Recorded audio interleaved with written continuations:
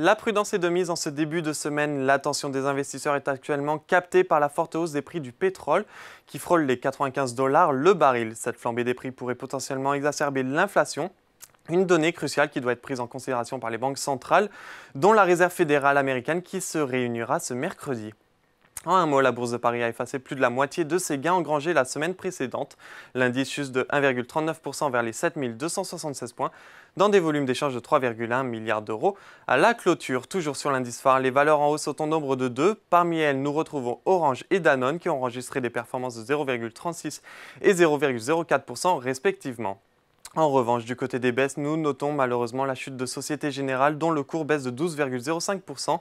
Ce matin, le groupe a dévoilé son plan stratégique pour l'année 2026. Puis on retrouve Téléperformance qui affiche une baisse de 3,36%, suivi de ArcelorMittal, Worldline et LVMH.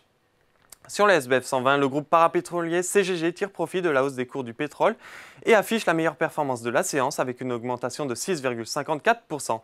A noter que le titre progresse de 28% depuis le début de l'année. Bien orienté aussi, Dassault Aviation grimpe de 1,72%, tout comme Ipsos et ID Logistique. En revanche, le groupe ALD connaît une baisse significative de 14,34%, tout comme Elior Group qui perd 13,76%. Puis pour terminer, la bourse de New York a débuté la journée de manière indécise, marquée par un recul des valeurs technologiques et de croissance, ainsi qu'une augmentation des rendements obligataires. Quant aux indices à la clôture parisienne, le Dow Jones et le Nasdaq évoluaient sans grande variation. Voilà, c'est tout pour ce soir, mais n'oubliez pas, toute l'actualité économique et financière est sur Boursorama.